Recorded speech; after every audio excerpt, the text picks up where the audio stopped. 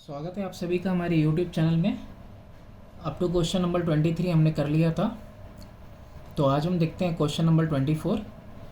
N aeroplane when 3000 metre high passes vertically above another aeroplane at an instance when their angles of elevation at the same point are 60 and 45.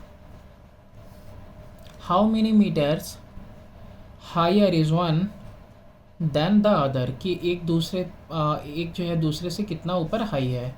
यानी कि आपको distance find करना है AC का। एक aeroplane C पे है, एक एरोप्लेन A पे है।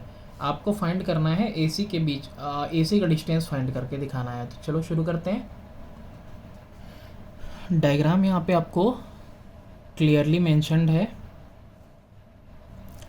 ये वो पॉइंट है ग्राउंड का।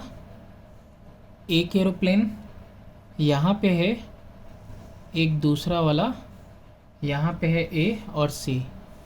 टोटल डिस्टेंस जो दिया हुआ है दैट इज़ 3000 मीटर। 3000 मीटर का डिस्टेंस है। आपको ये A से लेके C का डिस्टेंस फाइंड करना है। इन दोनों एरोप्लेन्स के बीच में कितना डिस्टेंस है, तो इसको मैंने H ले लिया। ये ऑटोमेटिकली क्या हो जाएगा, 3000 माइनस H हो जाएगा। बेस को हम क्या ले लेते हैं, X ले लेते हैं। एक बार कितना डिग्री बन रहा है, एक बार बन रहा है 45, जाहिर सी बात है नीचे वाला बनाएगा। और एक बार कितना बन रहा है, 60 डिग्री बन रहा है। ठीक है, अब यहाँ पे क्या करो ना, एक ही टाइम में दोनों मैं यहाँ कैलकुलेट करते हुए चलता हूँ। ठीक है, शॉर्टकट में देखते हैं हम क्वेश्चन नंबर 24। जब आप यहाँ पे 1045 डिग्री लेते हो, 1045 का मतलब आपने ट्रायंगल कौन सा लिया है, सी बी डी में। यहाँ पे लिख दे रहा हूँ ट्रायंगल CBD। ठीक, 1045 परपेंडिकुलर कितना है, 3000 माइनस H, डायरेक्ट लिखना सीखो, अपॉन में बेस दैट इज़ X। 1045 की value 1 that is equal to 3000 minus X minus H upon में X। यानी X की वैल्यू कितनी आ गई, यहाँ से आपको X की वैल्यू मिल रही है 3000 माइनस H। ठीक है, कोई नहीं। अब यहाँ पे सेकंड देखते हैं 1060। अब 1060 लगाना होगा तो ट्रायंगल ABD लेंगे। तो ट्रायंगल ABD में देखते हैं, कंफ्यूज नहीं होना। ठीक है, मैं पेज बदल लूँगा। ट्रायंगल ABD कितना है यहाँ पे, 1060 डिग्री, परपेंडिकुलर मतलब पूरा 3000, बेस मतलब X, यानी कि √3 इज इक्वल टू 3000 अपॉन में X। यानी X is equal to 3000 upon में √3। यानी इज इक्वल टू रैशनलाइज करूँ मैं तो 3000 अपॉन में √3 इंटू √3 नीचे भी, √3 ऊपर भी, दोनों कंबाइन हो जाएंगे तो आ जाएगा 3000 अपॉन में 3, ऊपर में √3, 3 1 जा 3000 जा। अब यहाँ पे और सिंपल करें तो 1000 इंटू 1.732 तो आ जाएगा आपका 1732 मीटर। ये आ गया आपका X की वैल्यू। किसकी वैल्यू आ गई, X की वैल्यू आपको यहाँ से मिल गई। यानी कि बेस की वैल्यू कितनी है, 1732। अब ये जो X की वैल्यू यहाँ से मिल गई, तब तो यहाँ आंसर आ गया। X की वैल्यू बस यहाँ से उठाओ, आप यहाँ पे पुट कर दो। 1732 is equal to 3000 minus H ही फाइंड करना था, तो H is equal to 3000 minus 1732। Answer आ गया आपका, कितना आ रहा है आंसर आपका, 1268 मीटर। यानी दोनों एरोप्लेन्स के बीच में कितना डिस्टेंस है, ये जो दोनों एरोप्लेन के बीच में डिस्टेंस है जब दोनों एक दूसरे के ऊपर से क्रॉस कर रहे हैं, तो दैट इज़ 1268। नेक्स्ट क्वेश्चन देखते हैं हम। क्वेश्चन नंबर 25 है। अब देखो यहाँ पे बोल रहा है the angle of elevation of a cloud, the angle of elevation of a cloud from a point 60 metre above the lake is 30 degree and the angle of depression of the reflection of the cloud in the lake is 60 degree। ये 30 degree है, ये 60 degree है। ठीक है, depression इधर का। Find the height of the cloud. ये C जो है ना, मेरे को लगता क्या है यही क्लाउडी है। ठीक है। अब यहाँ पे तुमको डायग्राम दिया हुआ है, डायग्राम को तुम अच्छे से देखो। इसमें देखो मैं इसी में सारा का सारा जो है मार्कअप कर दे रहा हूँ, आप सबको ये क्लियर होना चाहिए। अब ये टोटल हाइट h है और यहाँ पे भी टोटल हाइट h है। अब क्या करते हैं हम ना, इसको स्मॉल h ले लेते हैं, ठीक है। तो ये क्या हो जाएगा, ये 60 है और ये h है, तो यहाँ से यहाँ तक की डिस्टेंस कितनी हो जाएगी।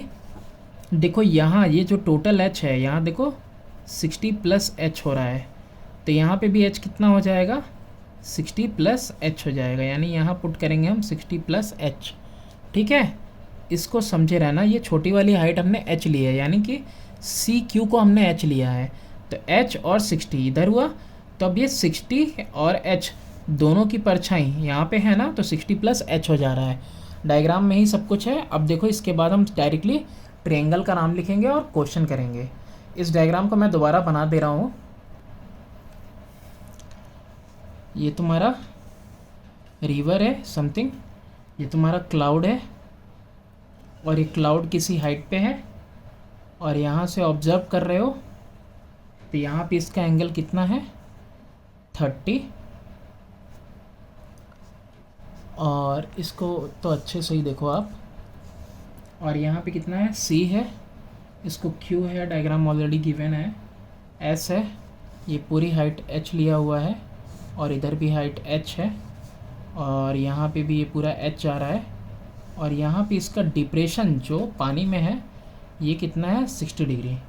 नाम देखो बहुत ज़रूरी है, यहाँ पे p है और यहाँ पे r है और ये s हो गया और ये 60 है सिर्फ यहाँ से यहाँ तक के लिए, ये h लिया तो ये हो गया 60 प्लस h, यहाँ पे है तुम्हारा t, ठीक। अब डायग्राम से बाहर निकलो। अब यहाँ पे देखो clearly, in triangle C P Q, C P Q triangle में देखो मैं पुट कर रहा हूँ tan 30 डिग्री, क्या हो जाएगा परपेंडिकुलर सी क्यू अपॉन में P Q, C Q upon में पी क्यू, और ये यहीं पे वैल्यू पुट कर दे रहा हूँ h अपॉन में पी क्यू हो जाएगा, ठीक है। tan 30 की value 1/√3 that is equal to h upon में पी क्यू, यानी P Q is equal to √3h। ये एक रिलेशन मुझे मिल गया। अब दूसरा वाला देखो कौन सा है, पी क्यू टी। अब देखो in triangle P Q T, अब ट्रायंगल पी में क्यू में टी में tan 60 degree is equal to perpendicular में देखो क्यू एस टी आएगा, यानी Q S plus S T, base क्या है, बेस तो यही है पी क्यू। अब ये कितना आ रहा है, tan 60 की वैल्यू √3, क्यू एस की वैल्यू 60, एस टी की value 60 plus h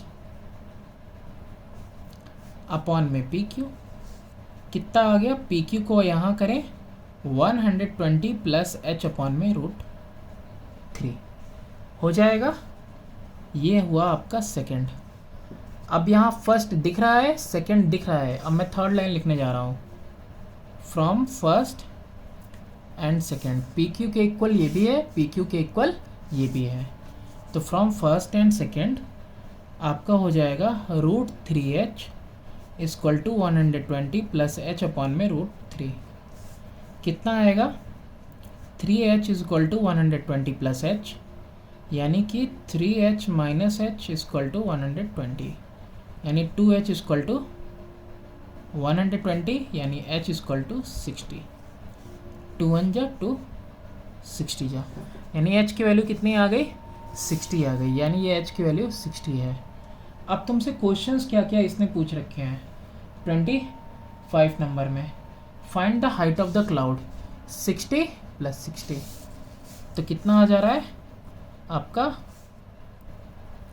height of cloud, diagram में चेक कर लेना, that is equal to C Q plus Q S, यानी कि 60 plus 60 that is equal to 120। तो मूव करते हैं अपने लास्ट क्वेश्चन की तरफ। लास्ट क्वेश्चन नंबर 26 है कि the angle of elevation of the top of a hill at the foot of the tower is 60 degree and the angle of elevation of the top of the tower from the foot of the hill is 30 degree. If the tower is 50 meter high, what is the height of the hill? ये हिल की height find करनी है, इसकी height दी हुई है। सबसे easy और best method ये होगा, ये दो डायग्राम जो मिक्स है ना, हम इनको क्या कर लें, अलग कर लें। मैं यहाँ पे आपके लिए तीनों ही डायग्राम बना दे रहा हूँ। एक ये है,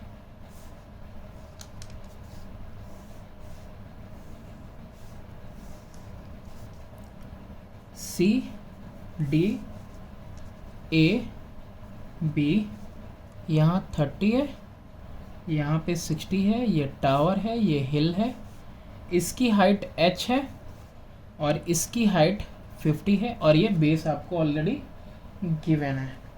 आपको हाइट पता करनी है, वो भी हिल की। मैंने इसको देखो यहीं पे ब्रेक कर दिया। अब ये C है, D है और ये B है और ये 30 डिग्री है और इसकी हाइट दी हुई है 50। अब इसको भी इधर से ब्रेक कर दो। A B H और ये 60 डिग्री और ये DB। अब देखो दोनों को एक साथ देखो, यहाँ पे अगर मैं पुट करता हूँ tan 30 डिग्री तो परपेंडिकुलर यानी कि 50 आएगा CD अपॉन में बेस आएगा BD। ठीक है, यहाँ पे देखो P बाई बी, ये सब लिखना ज़रूरी नहीं है, परपेंडिकुलर अपॉन बेस किया हुआ है और वो भी किसके इक्वल किया हुआ है, CD है और CD अपॉन में BD के इक्वल। ठीक है, तो यहाँ पे 1/√3 इक्वल टू कितना आ रहा है, 50 आ रहा अपॉन में BD। तो यहाँ से देखो BD की एक वैल्यू आ रही है दैट इज़ इक्वल टू 50√3 आ जा रही है। ओके, ये एक हो गया। अब इस वाले डायग्राम में अगर हम देखें तो tan 60 degree is equal to perpendicular यानी कि AB अपॉन में बेस यानी कि BD। तो √3 is equal to H upon में BD, यानी यहाँ से BD की वैल्यू कितनी आ रही है, H अपॉन में √3 आ रही है। ओके, ये सेकंड हो गया। अब ये भी BD की वैल्यू है और ये भी BD की वैल्यू है, दोनों ही BD की वैल्यू है, तो फ्रॉम 1 and 2। अब फर्स्ट और सेकंड से देखो 50√3 is equal to H upon में √3, क्रॉस मल्टीप्लिकेशन हुआ 50√3 इंटू √3 यानी कि H is equal to 50 into 3 that is equal to 150। तो यानी कि हिल की हाइट कितनी हो गई, 150 metre. That's all for this exercise. Thanks for watching. Please do subscribe and share my channel.